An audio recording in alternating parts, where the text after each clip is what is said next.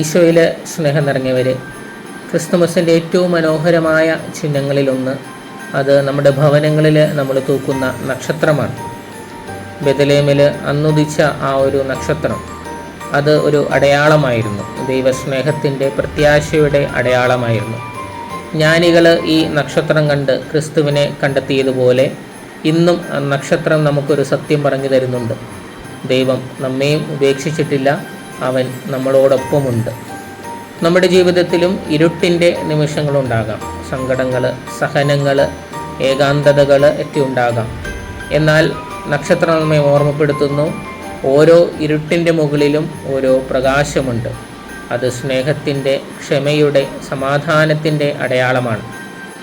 അതുകൊണ്ട് ഈ ക്രിസ്തുമസ് നാളിൽ നമ്മുടെ ഭവനങ്ങളിൽ നമ്മൾ തൂക്കുന്ന നക്ഷത്രങ്ങൾ അത് വെറുമൊരു അലങ്കാരം മാത്രമാകാതെ അത് നമ്മുടെ ഹൃദയത്തിൻ്റെ പ്രകാശമാകട്ടെ. നമ്മുടെ ഹൃദയത്തിൻ്റെ ഉള്ളിലുള്ള ഇരുട്ടുകൾ നീക്കി, മറ്റുള്ളവരുടെ ജീവിതത്തിലുള്ള അന്ധകാരങ്ങൾ നീക്കി ലോകം മുഴുവൻ പ്രകാശം നൽകുന്ന നല്ല നക്ഷത്രങ്ങളായിട്ട് മാറാനായിട്ട് നമുക്ക് പരിശ്രമിക്കാം. ദൈവം നമ്മെ സമൃദ്ധമായി അനുഗ്രഹിക്കട്ടെ.